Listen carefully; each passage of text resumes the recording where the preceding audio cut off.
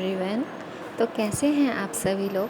I hope आप सभी घर पर आराम से पढ़ रहे होंगे और हैप्पी होंगे। आज हम एक नया टॉपिक स्टार्ट करने वाले हैं जिसका नाम है मोटर इंश्योरेंस। इसमें क्या है कि कैसे शुरुआत हो, हम इसकी हिस्ट्री, इसके बारे में सारा कुछ आज क्लियर करेंगे।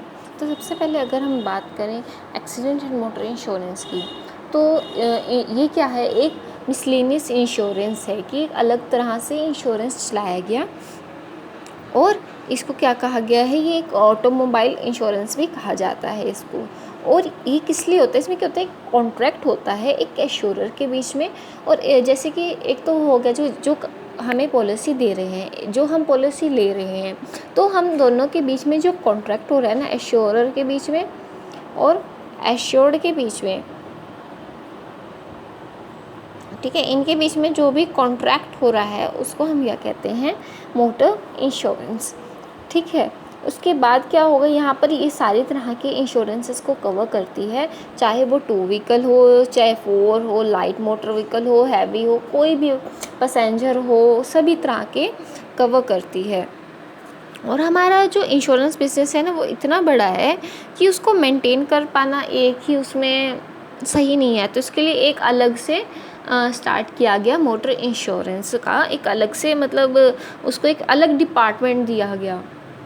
अब जो हमारा ऑटोमोबाइल इंश्योरेंस है, हाँ, अगर जो भी हमारे पास, जिसके पास भी ऑटोमोबाइल होता है, जिसके पास भी अपने व्हीकल्स होते हैं, उनके पास ना 2 तरह के रिस्क रहते हैं।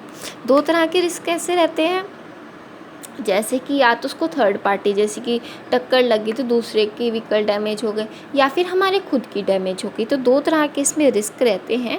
और अगर हम इसकी बात करते हैं हिस्ट्री की, तो सबसे पहले स्टार्ट हुआ था यूके में, जब फर्स्ट कार अपीयर हुई थी वहाँ पे 1894 में। फिर फर्स्ट पॉलिसी इशू की गई कब, 1895 में फर्स्ट पॉलिसी इशू की गई, जिसमें क्या कवर था कि जो लाइबिलिटी क्या होगी थर्ड पार्टी में। फिर ये तो 1895 में था। फिर एक्सीडेंट डैमेज जो हो रहा है हमारी कार को, वो किया गया 1899 में। फिर जो बर्गलरी एंड फायर, ये सब भी ऐड किए गए, जैसे चोरी लग गई, कार में आग लग गई हमारे, तो इसको भी इसमें ऐड किया गया। और जो थर्ड पार्टी इंश्योरेंस है उसको कंपल्सरी कर दिया गया 1930 में, फर्स्ट वर्ल्ड वॉर के पास, जब नंबर ऑफ कार्स के एक्सीडेंट्स इंक्रीज़ हो गए।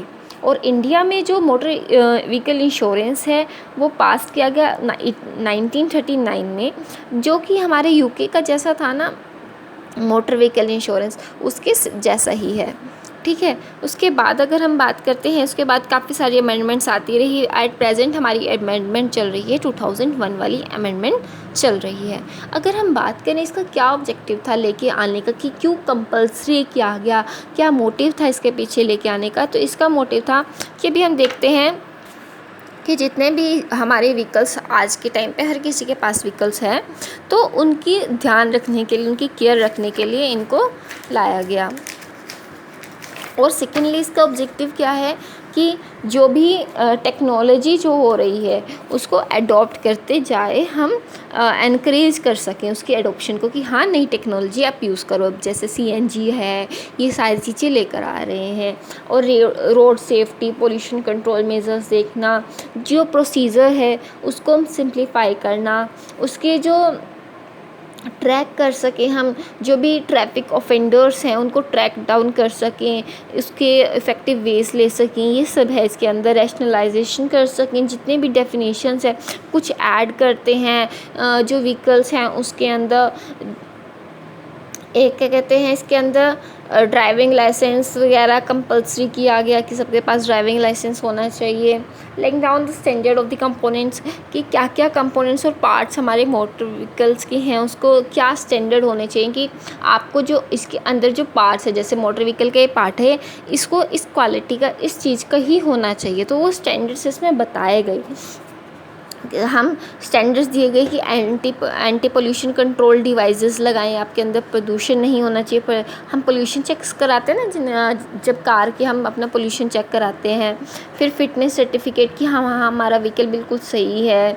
जो लाइसेंस स्कीम्स हैं वो ग्रांट कर सकें, या जो प्रोविज़न है उसको इनेक्ट किया गया ताकि कंपनसेशन देख सकें। अगर कोई नो फॉल्ट लायबिलिटी या हिट एंड रन है तो उसके हम प्रोविज़न लाया गया कि ताकि उसको हम कंपनसेशन दे सकें और पेमेंट कर सकें कंपनसेशन की, या फिर मेंटेनेंस कर सकें जो हमारे स्टेट रजिस्टर्स हैं ड्राइविंग लाइसेंस के, व्हीकल रजिस्ट्रेशन के, और जो constitution of road safety councils है ये सब जो रोड सेफ्टी काउंसिल्स हैं उनको कंस्टिट्यूट कर सकें, ये इसके मेन ऑब्जेक्टिव्स थे।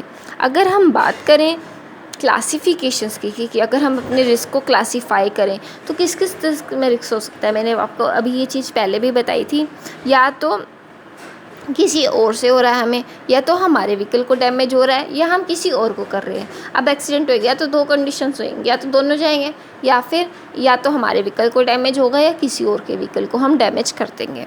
तो अब इसमें जैसे कैसे होगा, हमारे व्हीकल को कुछ फायर वगैरह हो गई, लाइटनिंग हो गई, एक्सप्लोशन हो गया, कुछ भी चोरी हो गई, बहुत चीज़ें, अर्थक्वेक आ गई, टेररिज्म अटैक्स हो गए, रॉक स्लाइड हो गई, ये सब चीज़ें आती हैं हमारे व्हीकल को जब डैमेज होता है। अगर हम बात करें थर्ड पार्टी रिस्क की तो सेक्शन 140 to 144 में मोटर व्हीकल इंश्योरेंस एक्ट है जो 1988 का, उसने क्या प्रोवाइड किया है कि कंपनसेशन दे सकें अगर जो प्रिंसिपल है नो फॉल्ट लायबिलिटी के अंदर।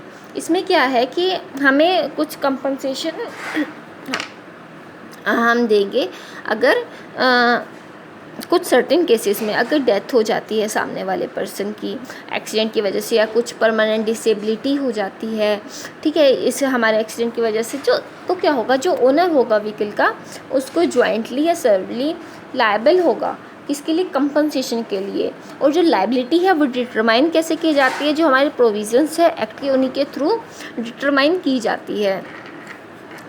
और ये क्या है, एक स्टैट्यूटरी रिक्वायरमेंट है थर्ड पार्टी इंश्योरेंस। और driving without third party insurance उसको क्या किया गया है, पनिशेबल किया गया है कि हमारे पास थर्ड पार्टी का इंश्योरेंस होना चाहिए। ऐसे नहीं हम थोकते फिरते रहें और हम लायबल ही नहीं है उस चीज़ के लिए कि अभी हम निकले हैं सड़क से, हमने किसी की बाइक ठोक दी, हमने किसी को मार दिया, कुछ कर दिया, तो हम उस चीज़ को कि हाँ हम लायबल है, हमें उसको पैसे देने पड़ेंगे कि हाँ हमारी वजह से तुम्हें नुकसान हुआ है। ओके, अगर हम टाइप्स की बात करें मोटर व्हीकल इंश्योरेंस की तो बहुत सारे टाइप्स हैं, ये अलग अलग सेक्शंस में भी, सेक्शन 2 में इनको डिफ़ाइन किया गया है। क्या क्या टाइप्स हैं, जैसे कि हम किस में 4 कैटेगरीज में हमको मेनली डिवाइड कर सकते हैं। हाँ, तो हमारे पास प्राइवेट कार्स होंगी, या फिर कमर्शियल कैरियर्स होंगे, या 2 व्हीकल्स, या स्पेशल टाइप ऑफ व्हीकल्स होंगे। अगर हम बात करते हैं इसमें, अगर हम बात करते हैं किसकी, प्राइवेट कार्स के, तो प्राइवेट कार्स जो हमारी कार्स हैं, जैसे अब हम अपने सोशल, डोमेस्टिक या प्लेजर पर्पस के लिए यूज़ करें, अपनी सहूलियत के हिसाब से जिसको हम यूज़ कर रहे हैं वो हमारी प्राइवेट कार्स हो गई। और फिर इसमें क्या क्या नहीं आता कि हमने किसी को हायर पे दे दी, ठीक, अपने स्पीडिंग टेस्टिंग के लिए दे दी, तो ये सब चीज़ें प्राइवेट कार्स में नहीं आती।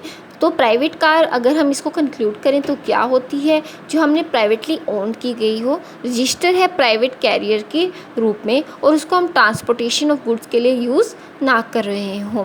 कमर्शियल कैरियर्स कौन हो गए, जिनको हम परमिट देते हैं कि हाँ अभी जैसे आपने ट्रक्स पे देखा होगा ऑल इंडिया परमिट होता है किसी के पास, या कुछ स्टेट्स का परमिट होता है, तो उनको परमिट दिया जाता है कि हाँ आप अपने गुड्स यहाँ से वहाँ ट्रांसफ़र कर सकते हो अपने इस व्हीकल के अंदर। तो ये चीज़ यहाँ पर कहा गई है। वो सारी चीज़ें क्या होती हैं, कमर्शियल व्हीकल्स होते हैं। टू व्हीलर्स तो आपको सबको पता ही होगा कि जो कि कार्स नहीं होती, जैसे 2 vehicles are those vehicle which are with और without side car and use for social, domestic and pleasure purposes, for professional purposes of the insured or used by insured employees for such purposes। But इसमें क्या चीज़ नहीं आती, अगर हम higher same चीज़ जो हमने यहाँ पर पढ़ी है वही चीज़ यहाँ पर है, बस यहाँ पर ये 2 व्हीलर में इसको लिखना है, बाकी सब यहाँ पर सेम आएगा। उसके बाद अगर हम बात करते हैं मिसलेनियस या स्पेशल टाइप ऑफ व्हीकल्स, कौन कौन सी आ जाती हैं, वो आ जाती हैं वो सारी अदर व्हीकल्स जो कि नहीं इंक्लूडेड हैं किसी और कैटेगरी में, और इसको हम इंक्लूड करते हैं जैसे कि एग्रीकल्चर फॉरेस्ट्री व्हीकल्स हो गए, मोबाइल शॉप्स हो गई, या कैंटीन, सिनेमा, फिल्म रिकॉर्डिंग, ठीक, पब्लिसिटी वैन्स हो गई, डिलीवरी ट्रक्स हो गए, या मोबाइल क्रेन्स हो गई। ये सारी चीज़ें हम ऐसी इस तरह की चीज़ें इसके अंदर कवर करते हैं जो कि स्पेशल टाइप की होती हैं, जो यहाँ पर ऊपर कवर नहीं। That's is for today guys. अगर आपको कोई भी डाउट है तो आप लोग पूछ सकते हैं, और इसको रिवाइज़ करना हम इसका अगला पार्ट नेक्स्ट वीडियो में आपको बताते हैं। Thanks for watching. पढ़ते रहिए, खुश रहिए और मौजें उड़ाइए। ओके।